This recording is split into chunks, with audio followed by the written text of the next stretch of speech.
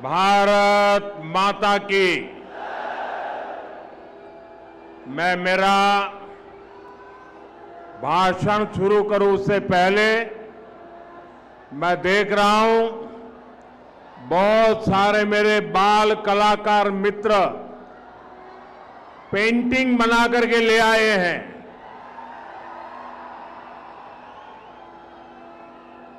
आगे की तरफ उसको भेज दीजिए। मेरे एसपी जी के साथी इसको कलेक्ट कर लेंगे और अगर पीछे आपका एड्रेस होगा तो मैं आपको चिट्ठी जरूर भेजूंगा।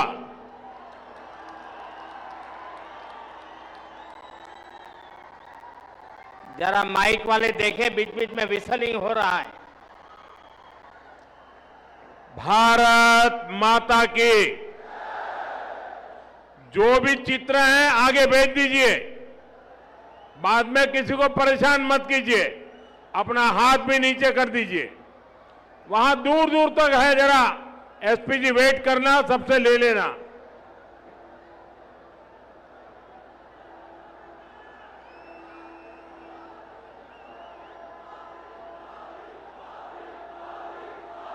उन बच्चों को आगे मत लाइए, चित्र भेज दीजिए। बच्चों को परेशान मत कीजिए।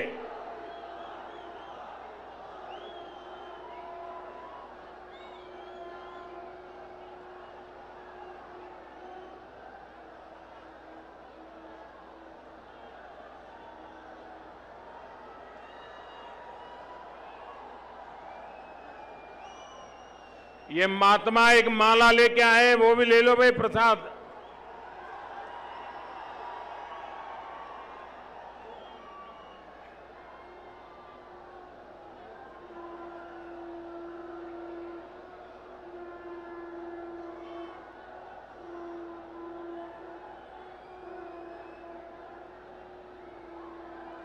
इस तरफ भी बहुत लोग लेकर कुछ न कुछ आए हैं।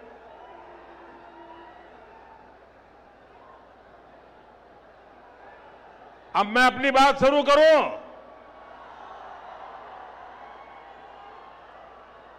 ये जो चित्र लेकर के आए अपना हाथ नीचे करें ताकि पीछे वालों को परेशानी ना हो।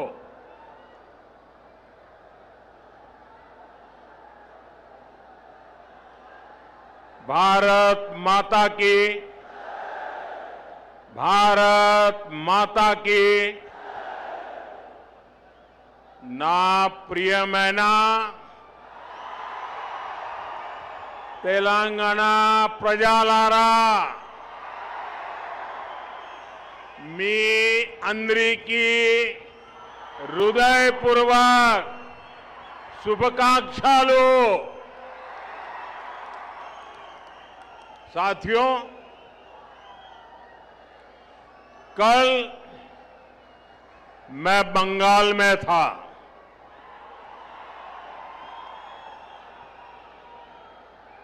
वहां पहली बार बीजेपी के सीएम ने शपथ ली है।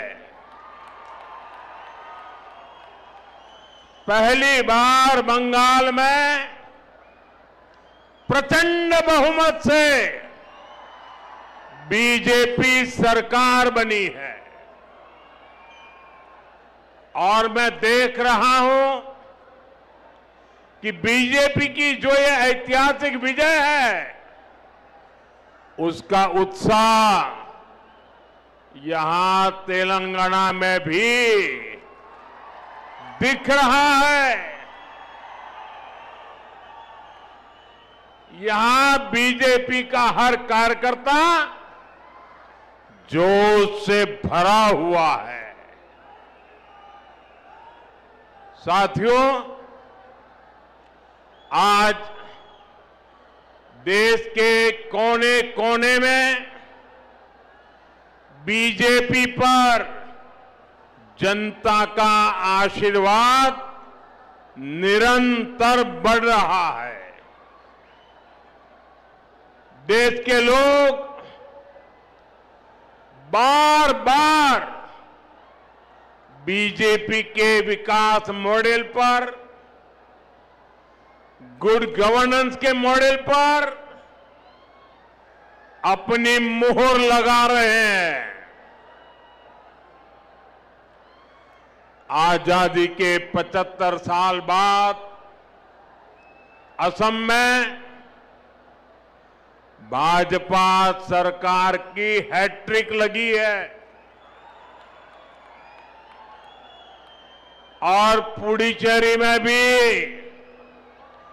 बीजेपी एनडीए सरकार दोबारा वापस आई है। भाजपा की ऐसी जीत के बाद मैं तेलंगाना में के लोगों की भावनाएं भी देख रहा हूं। तेलंगाना में हर कोई एक ही बात कह रहा है, अब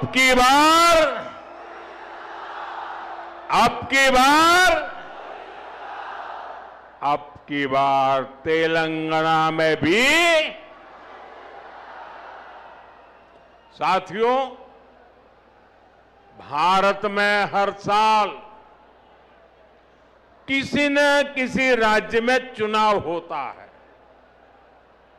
कोई हारता है, कोई जीतता है, और ये लोकतंत्र में बहुत स्वाभाविक है। ये लोकतंत्र का अनिवार्य हिस्सा है। लेकिन साथियों, बंगाल में बीजेपी की विजय का जितना उत्सव देश में है, जितनी चर्चा दुनिया भर में हो रही है, वैसी चर्चा पहले किसी जीत पर नहीं हुई है। इसका कारण यह है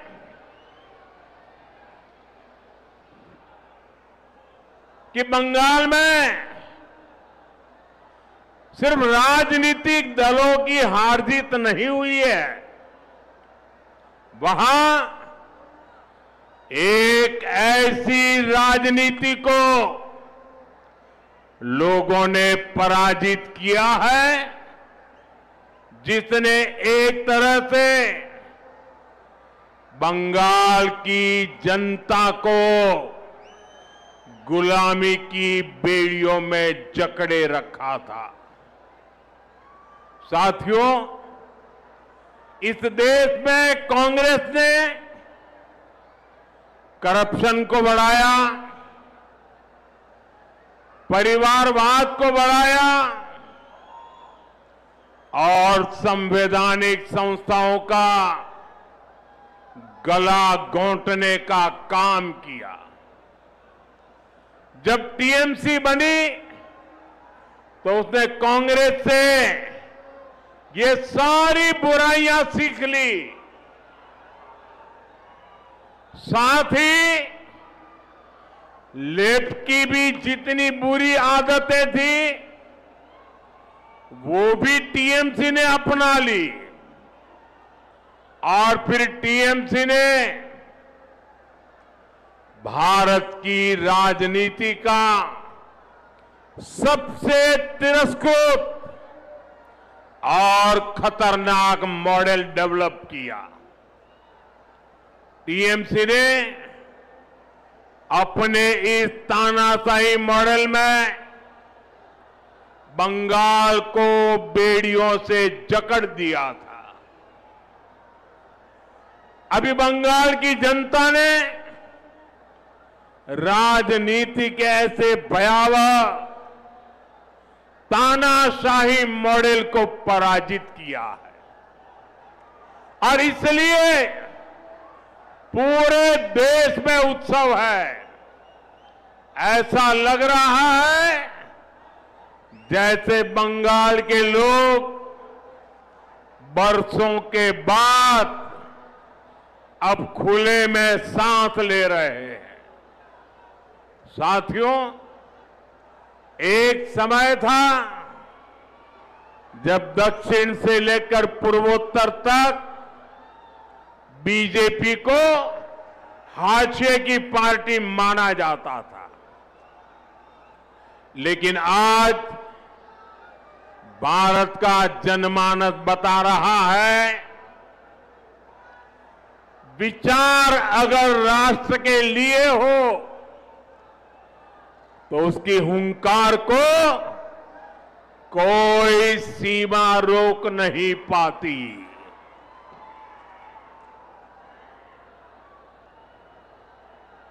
साथियों, अब देखिए आगे कोई जगह नहीं है। आप तय कीजिए कि आप वहां खड़े रह करके शांति से सुन सकेंगे कि नहीं सुन सकेंगे। आप आगे आने की कोशिश मत कीजिए। आप वहां पर रुकिए कृपा करके। और ये जो चित्र वाले हैं उनसे मेरी हाथ जोड़ के प्रार्थना है, या तो आप अपना चित्र नीचे रख दीजिए, बाद में मुझे डाक से भेज दीजिए, या तो किसी के हाथों हाथ आगे कर दीजिए। इसको पकड़ के मत खड़े रहिए। जरा कोई पार्टी के वॉलंटियर वहां है तो मेरी बात का कुछ करवाइए भाई।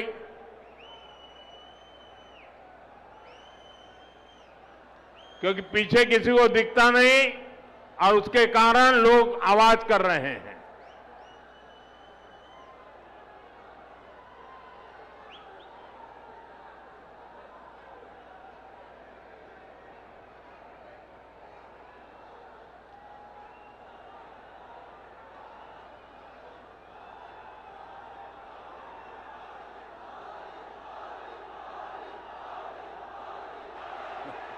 అందరినీ కోరుతా ఉన్నాను, ఎవరు కూడా దయచేసి మన ప్రధానమంత్రి గారు మాట్లాడే సమయంలో ఆ జెండాలు ఊపకండి, అన్ని కింద తీసుకోండి, చిత్తపట్టాలు కూడా కిందికనండి దయచేసి, లేకుంటే బాగుండదు. అందరూ కూడా కిందికనండి ప్లీజ్, ఎవరు కూడా మాట్లాడకండి.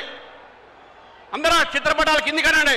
ఎవరు కూడా అదే పోస్టర్స్ కింద పెట్టండి, ఆ పోస్టర్స్ కిందికి పెట్టండి. అక్కడ ఎవరున్నారో అక్కడ పోస్టర్స్ కింద పెట్టండి.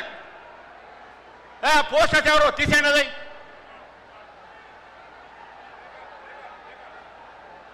तेलंगाना के मेरे भाइयों बहनों, मेरे नौजवान साथियों, ये आपका प्यार मेरे सर आंखों पर, ये मेरा सौभाग्य है कि आप इतना प्यार बरसा रहे हैं। लेकिन अगर आप थोड़ी शांति रखेंगे तो मैं अपनी बात बता पाऊंगा। जगह छोटी पड़ गई है, आपको तकलीफ होती होगी। बोले भारत माता की, भारत माता की। साथियों, हिंदुस्तान के हर कोने में, असम से उड़ीसा और बंगाल से पुडुचेरी तक, ये सिर्फ चुनावी विस्तार नहीं है, ये भारत के राजनीतिक मानस में आए उस परिवर्तन का संकेत है, जहां जनता अब वंशवाद नहीं, परिवारवाद नहीं, विश्वासवाद चुन रही है। आप सोचिए, 10 साल पहले असम में बीजेपी के कुछ ही विधायक थे। आज वहां तीसरी बार बीजेपी एनडीए की सरकार बनी है। 10 वर्ष पहले बंगाल में बीजेपी के सिर्फ 3 एमएलए थे। आज बंगाल में बीजेपी 200 पार पहुंच चुकी है। जहां कभी बीजेपी का झंडा उठाने को कोई तैयार नहीं होता था, वहां आज बीजेपी की सरकारें बन रही है। साथियों, तेलंगाना तो वो धरती है जिसने तब बीजेपी को पहला सांसद दिया था जब हमारे केवल 2 ही सांसद थे, 2 में से एक तेलंगाना का था। जब बाकी देश में बीजेपी के प्रति उतना समर्थन नहीं था, तब भी बीजेपी को तेलंगाना का साथ मिलता था। आज तो यहां से करीब आधे सांसद बीजेपी के चुने हुए हैं। यहां हमारे अनेक विधायक हैं। मुझे तेलंगाना की जनता और यहां के बीजेपी कार्यकर्ताओं पर पूरा भरोसा है। अगली बार यहां भी प्रचंड बहुमत से अगली बार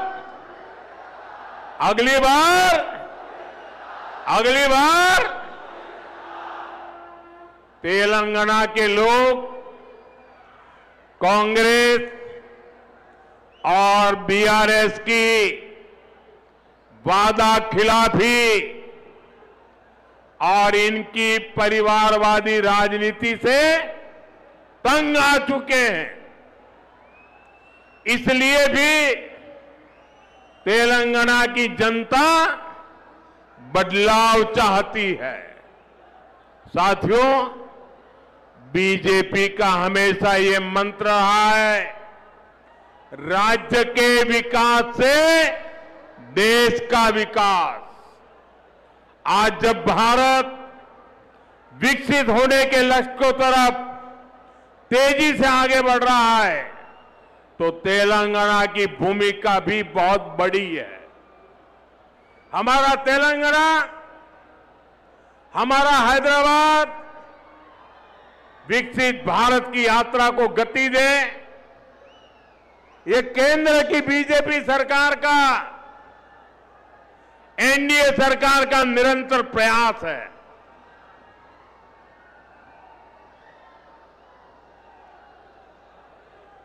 इसी मकसद के साथ थोड़ी देर पहले मुझे हजारों करोड़ रुपए के प्रोजेक्ट्स का शिलान्यास करने का अवसर मिला। साथियों, अभी देश भर में 14 इंडस्ट्रियल कॉरिडोर पर काम चल रहा है। उसमें से एक यहां तेलंगाना में बनने जा रहा है। जहीराबाद इंडस्ट्रियल एरिया में व्हीकल मैन्युफैक्चरिंग से लेकर फूड प्रोसेसिंग तक इंडस्ट्री का एक आधुनिक इकोसिस्टम बन रहा है। ये लाखों युवाओं को रोजगार देने का काम है। ये इंडस्ट्रियल एरिया यहां के किसानों, यहां के मिडिल क्लास के लिए एक नया वरदान बनकर आएगा। साथियों, एक और उदाहरण टेक्सटाइल पार्क का भी है। पूरे देश के लिए 7 पीएम मित्र टेक्सटाइल पार्क स्वीकृत हुए। उनमें से भी एक यहां तेलंगाना में हमारे वारंगल में बन रहा है। ये तेलंगाना के कपड़ा उद्योग को नई बुलंदी देगा। यहां जो कॉटन फार्मर है, ये टेक्सटाइल पार्क उनके भाग्य को बदलने का काम करेगा और इसमें भी रोजगार के लाखों अवसर बनेंगे। साथियों, तेलंगाना के कॉटन किसानों के लिए एक और खुशखबरी है। हाल में ही कॉटन की प्रोडक्शन और क्वालिटी बढ़ाने के लिए केंद्र सरकार ने एक नए मिशन को स्वीकृति दी है। हजारों करोड़ रुपए के इस मिशन से यहां के लाखों कपास किसानों को मदद मिलेगी, किसानों की आय बढ़ेगी और टेक्सटाइल सेक्टर के लिए कपास के इंपोर्ट पर भारत की निर्भरता भी कम होगी। साथियों, बीजेपी का फोकस विकास पर, रोजगार निर्माण पर है, लेकिन कांग्रेस यहां क्या कर रही है, ये आप अच्छे से देख रहे हैं। देश के सिर्फ 3 राज्यों में ही अभी कांग्रेस के मुख्यमंत्री बचे हैं। सिर्फ 3 राज्य। कांग्रेस कहीं भी हो, इनका एक ही मॉडल है, पहले झूठ बोलो और फिर भूल जाओ। चुनाव जीतने के लिए आसमान से तारे तोड़ करके लाने के वादा करते हैं और सरकार बनने के बाद ये बहाने करने लगते हैं। साथियों, हिमाचल और कर्नाटका में कांग्रेस अपने वादों को भूल गई है। वहां की जनता कांग्रेस सरकार से बहुत परेशान है। यहां तेलंगाना में भी यही सब चल रहा है। साथियों, कांग्रेस की प्राथमिकता जनता की सेवा करना नहीं है। कांग्रेस अब देश बांटने वाली नफरती राजनीति का मुख्य आधार हो गई है। कांग्रेस लेफ्ट पार्टियों से भी ज्यादा लेफ्ट यानी पक्की और विकृत माओवादी हो गई है और मुस्लिम लीग से ज्यादा कट्टर वो मुस्लिम लीगी बन गई है। इसलिए लोग कांग्रेस को एमएमसी यानी मुस्लिम लीगी माओवादी कांग्रेस कह रहे हैं। ये मुस्लिम लीगी माओवादी कांग्रेस है। साथियों, देश को माओवादी आतंक के कारण इतना नुकसान हुआ है। तेलंगाना को भी बीते दशकों में माओवादी आतंक के कारण बहुत कुछ भुगतना पड़ा। माओवादी आतंक इतने वर्षों तक इसलिए देश में चलता रहा क्योंकि कांग्रेस और लेफ्ट जैसे कुछ राजनीतिक दलों ने इसको लगातार वैचारिक हवा दी। लेकिन दुर्भाग्य देखिए, आज जब माओवादी आतंक अपनी अंतिम सांसें गिन रहा है, तब भी ये लोग माओवाद को, नक्सलवाद को बचाने में लगे हैं। बीते 11-12 सालों में कांग्रेस के शाही परिवार ने लगातार कोशिश की है कि माओवादी आतंक के खिलाफ एक्शन न हो। साथियों, मैं जानता हूं कि तेलंगाना की जो पुलिस है उसको अगर खुली छूट मिलती तो मुझे पक्का विश्वास है ये पुलिस अपनी ताकत से केंद्र की नीतियों के साथ कदम मिलाकर अगर वो चलती तो बहुत पहले ही माओवादी आतंक का खात्मा हो चुका होता। लेकिन इन लोगों ने साथ नहीं दिया। इसलिए देश को माओवादी आतंक को पूरी तरह कुचलने में इतना वक्त लग गया। साथियों, बीजेपी एनडीए के प्रयासों से अब तेलंगाना माओवादी आतंक से मुक्त हो रहा है और इसलिए तेलंगाना में बीजेपी की सरकार बननी और भी जरूरी हो गई है। बीजेपी की सरकार यहां नई सोच, नए विजन और नए कमिटमेंट के साथ सरकार चलाएगी, जिसका लक्ष्य होगा विकसित तेलंगाना। साथियों, आज भारत तेजी से विकसित होने के लक्ष्य की तरफ आगे बढ़ रहा है, लेकिन इस समय भारत कई विराट चुनौतियों का मुकाबला भी कर रहा है। साथियों, कोरोना काल के दौरान ही दुनिया सप्लाई चेन के बहुत बड़े संकट से गिर गई थी। कोविड के बाद यूक्रेन में युद्ध शुरू हो गया, उसने दुनिया की परेशानियां और बढ़ा दी। फूड, फ्यूल, फर्टिलाइजर, इन तीनों चीजों पर गंभीर प्रभाव पड़ा। बीते 5-6 वर्षों में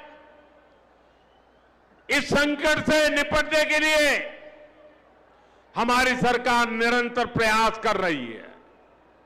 आपको याद होगा, उस समय और आज भी फर्टिलाइजर की एक बोरी दुनिया में 3-3 हजार रुपये में बिक रही थी। एक बोरी का 3,000 रुपया। कितना? आप बताएंगे एक बोरी का कितना? आंकड़ा नहीं, बोलिए मुंह से। 3,000 रुपया एक बोरी का। कितना? एक बोरी का कितना? एक बोरी का कितना? और भारत के किसानों को वही खाद की बोरी 300 से भी कम रुपये में दी जा रही है। 3,000 के सामने 300 रुपये में। सप्लाई चेन की इन मुश्किलों के बीच पिछले 2 महीने से हमारे पड़ोस में ही इतना बड़ा युद्ध चल रहा है।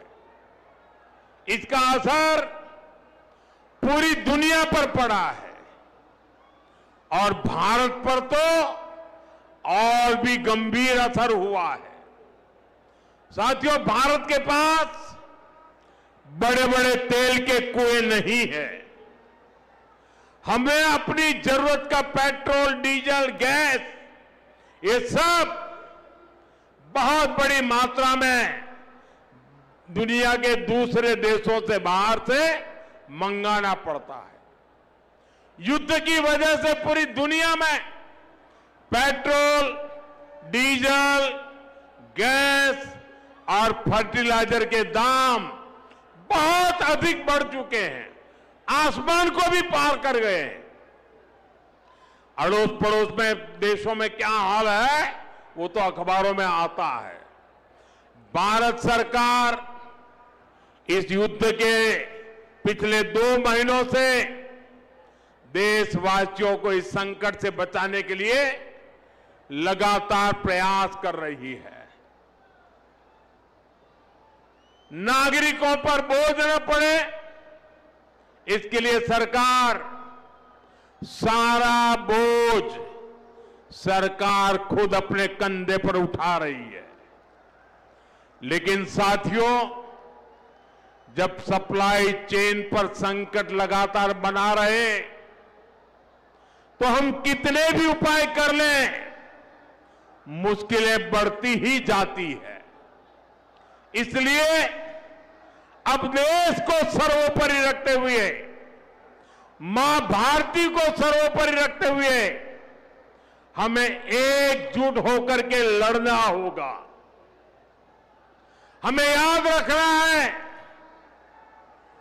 देश के लिए मरना ही सिर्फ देशभक्ति नहीं होती है। देश के लिए जीना और देश के प्रति अपने कर्तव्यों को निभाना, वो भी देशभक्ति होती है।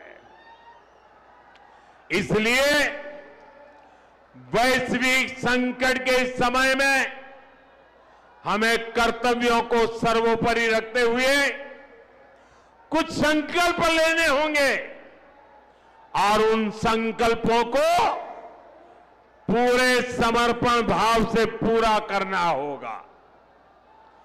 जैसे एक बड़ा संकल्प है पेट्रोल डीजल का संयम से इस्तेमाल करना।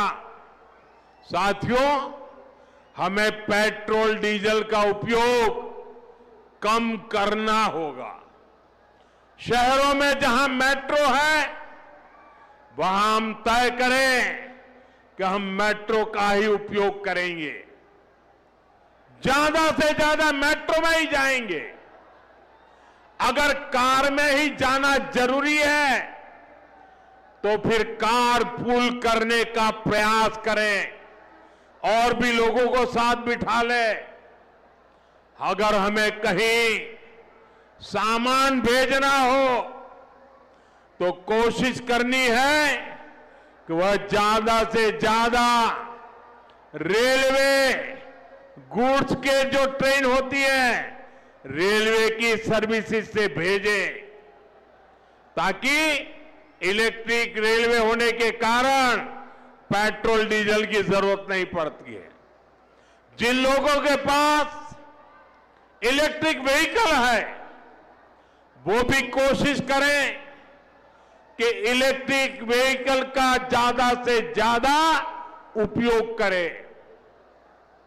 साथियों, हमने कोरोना के समय में वर्क फ्रॉम होम की, ऑनलाइन मीटिंग्स की, वीडियो कॉन्फ्रेंस की, ऐसी अनेक व्यवस्थाएं विकसित की और हमें आदत भी हो गई थी। आज समय की मांग ऐसी है कि उन व्यवस्थाओं को हम फिर से शुरू करें तो वो देश हित में होगा। Work from home, online conferences, virtual meetings, इनको हमें फिर से प्राथमिकता देनी है। साथियों, आज जो संकट है उसमें हमें विदेशी मुद्रा बचाने पर भी बहुत जोर देना होगा, क्योंकि दुनिया में पेट्रोल डीजल इतना ज्यादा महंगा हो गया है, पहले से कई गुना ज्यादा कीमतें बढ़ गई है। तो हम सबका दायित्व है कि पेट्रोल डीजल की खरीद पर जो विदेशी मुद्रा खर्च होती है, पेट्रोल डीजल बचाकर हमें वो मुद्रा भी बचानी है। इसके लिए हमारे छोटे छोटे प्रयास भी देश की बहुत मदद कर सकते हैं। जैसे आजकल जो विदेशों में शादियों का, विदेशों में घूमने का, विदेशों में वैकेशन पर जाने का मिडिल क्लास में कल्चर बढ़ता जा रहा है। हमें तय करना होगा कि जब ये संकट का काल है और हमारी देशभक्ति हमें ललकार रही है, तो कम से कम एक साल के लिए हमें विदेशों में जाने की बातों को टालना चाहिए। भारत में बहुत सारी जगह है, वहां हम जा सकते हैं, बहुत कुछ भारत में किया जा सकता है। इस बेटी को नीचे बिठाइए, उसे थक जाएगी, उस बेटी को बिठाइए। वो थैंक यू बेटा, थैंक यू, बैठिए, आप नीचे बैठिए। मैंने देख लिया बेटा, उसको देख लिया, अब आप बैठ जाइए। हाँ, इस छोटी बच्ची को क्यों परेशान करते हो भाई? इन बच्चों को बैठने दीजिए प्लीज, बच्चों को परेशान मत कीजिए जी। साथियों, हमें विदेशी मुद्रा बचाने के जो भी रास्ते हम लोग अपना सकते हैं, हमें बचाना होगा। साथियों, गोल्ड यानी सोने की खरीद एक और पहलू है जिसमें विदेशी मुद्रा बहुत अधिक खर्च होती है। एक जमाना था जब संकट आता था, कोई युद्ध होता था, तो लोग देश हित में सोना दान दे देते थे। आज दान की जरूरत नहीं है, लेकिन देश हित में हमको ये तय करना पड़ेगा कि साल भर तक घर में कोई भी फंक्शन हो, कोई भी कार्यक्रम हो, हम सोने के गहने नहीं खरीदेंगे, सोना नहीं खरीदेंगे। विदेशी मुद्रा बचाने के लिए हमारी देशभक्ति हमें चुनौती दे रही है और हमें इस चुनौती को स्वीकार करते हुए विदेशी मुद्रा को बचाना होगा। साथियों, ये समय एक और बड़े सबक का भी है। एक समय था जब हम कॉपर एक्सपोर्ट करते थे, लेकिन आज भारत के सामने स्थिति ऐसी बन गई कि अब हमें कॉपर को भी इंपोर्ट करना पड़ता है। हमारे देश में हड़तालें करवाकर कॉपर प्लांट्स को ठप करवा दिया गया और अब हालत ये हो गई कि हमें कॉपर बाहर से मंगाना पड़ता है और उसमें विदेशी मुद्रा खर्च होती है। इसलिए मैं ऐसे सभी श्रमिक समूह मजदूर संगठनों से भी कहूंगा कि हमें ऐसी बातों का जरूर ध्यान रखना चाहिए। भारत को आत्मनिर्भर बनने से जो भी कदम रोकते हैं उनमें हमें दूरी बनानी होगी और जो लोग ऐसी साजिशों में जुटे हैं उन पर भी कड़ी नजर रखनी होगी। मैं देश की अदालतों से भी आग्रह करूंगा कि ऐसी स्थिति आने पर देश हित में हमें कोई ना कोई रास्ता निकालने की तरफ बढ़ना चाहिए। साथियों, ऐसे ही खाने के तेल का भी है। इसके आयात के लिए भी बहुत बड़ी मात्रा में हमें विदेशी मुद्रा खर्च करनी पड़ती है। हर परिवार अगर खाने के तेल में खाने का तेल का जो उपयोग करता है, अगर वो कुछ कमी करे, मैंने बार बार कहा है 10% कम करो। अगर हम तेल खाना कम करें ना, तो भी वो देशभक्ति का बहुत बड़ा काम है। आप देश सेवा में योगदान दे सकते हैं और इससे देश सेवा भी होगी और देह सेवा भी होगी। इससे देश के खजाने का स्वास्थ्य भी सुधरेगा और परिवार के हर सदस्य का स्वास्थ्य भी अच्छा रहेगा। साथियों, विदेशी मुद्रा की खपत वाला एक और सेक्टर हमारी खेती है। हम बहुत बड़ी मात्रा में बाहर से केमिकल फर्टिलाइजर इंपोर्ट करते हैं। केमिकल फर्टिलाइजर खेती के कारण हमारी धरती मां को बहुत पीड़ा हो रही है। हमारे खेत बर्बाद हो रहे हैं। अगर आज हम अपने खेत को नहीं बचाएंगे तो भविष्य में फसलों पर भी खतरा आ जाएगा। इसलिए बहुत जरूरी है कि हम केमिकल फर्टिलाइजर की खपत 25%, 30%, 40%, 50% उसको घटाए, आधी कर दें और हम उसके साथ साथ नेचुरल फार्मिंग की तरफ बढ़े। हम फर्टिलाइजर का उपयोग कम करके विदेशी मुद्रा भी बचा सकते हैं और साथ साथ अपने खेत को बचा सकते हैं, हमारी ये धरती मां को बचा सकते हैं और यह हमें करना ही होगा। आज वैश्विक संकटों से जो चुनौतियां आई है, हमें उन चुनौतियों को परास्त करना होगा। साथियों, भारत सरकार खेतों में डीजल पंप की जगह सोलर पंप की योजना चला रही है। हम खेतों में डीजल पंप की जगह सोलर पंप का उपयोग करने का जोर देना होगा। मैं कोविड काल में भी आग्रह करता था कि हम स्थानीय चीजें खरीदें, वोकल फॉर लोकल के मंत्र को लेकर चले। हम मेड इन इंडिया चीजें खरीदकर भी विदेशी मुद्रा बचा सकते हैं और हमारे देश में स्थानीय उत्पादन की कोई कमी नहीं है। चाहे जूते हो, पर्स हो, बैग हो, हमें स्वदेशी पर बल देना चाहिए। और मैं ये नहीं कह रहा कि जो आपके पास विदेशी चीजें खरीदी हुई है, विदेशी ब्रांड की है, उनको जाकर के फेंक दो, ऐसा मैं नहीं कह रहा हूं।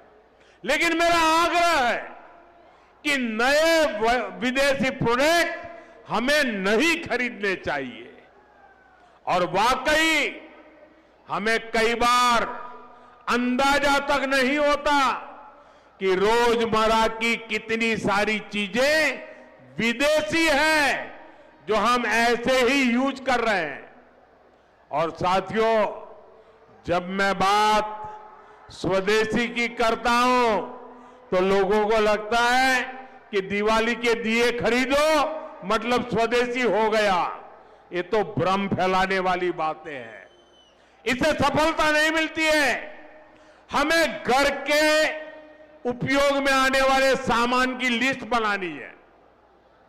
देखना चाहिए कितनी विदेशी चीजें घुस गई है, पता ही नहीं है। कैंची हो, कंघी हो, छोटी छोटी चीजें, टूथपिन, टूथब्रश, कितना सारा सामान विदेश से हमारे घर में घुस गया है। फिर इस लिस्ट से हमें हो सके उतना जल्दी स्वदेशी में बदलना चाहिए। साथियों, ये बातें सिर्फ एक सरकार, एक दल, एक व्यक्ति की नहीं है। ये बीजेपी का भी मुद्दा नहीं है, ये देश का मुद्दा है। और इसके लिए हर नागरिक, हर राजनीतिक दल, हर सरकार, हर समाज, हर संगठन को संकल्पबद्ध होगा। मैं मीडिया के साथियों से भी देश हित में आगे आने के लिए आग्रह करूंगा। आइए देशभक्ति का भाव जगाएं और देश को जो वैश्विक संकट चल रहे हैं, देश उस संकटों का लाभ ले, परिस्थिति पर सवार हो जाए, ऐसा वातावरण बनाने के लिए हमें योगदान देना होगा। और तभी जाकर के देश सफल होगा। ऐसे संकल्प जब हर नागरिक पूरी ईमानदारी से सिद्ध करेगा तो भारत हर संकट में जरूर विजयी होगा। साथियों, मुझे पूरा विश्वास है कि देश का हर नागरिक इसी संकल्प के साथ काम करेगा। साथियों, इतनी विशाल संख्या में आपका आना ये हवा का रुख दिखा रहा है, ये तेलंगाना का मिजाज दिखा रहा है। मैं एक बार फिर आप सभी का बहुत बहुत आभार व्यक्त करता हूं। मेरे साथ बोलिए, भारत माता की, भारत माता की, भारत माता की, वंदे वंदे वंदे वंदे वंदे वंदे।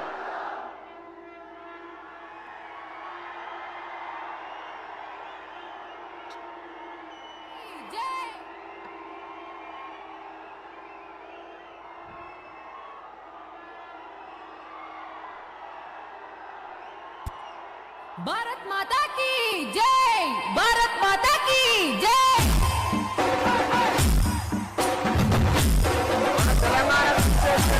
మనందరూ కూడా మన కార్యక్రమానికి చేసిన నరేంద్ర మోడీ గారికి అదేవిధంగా మన రాష్ట్ర అధ్యక్షులు గౌరవనీయులు ఒకసారి మోడీ గారికి లైక్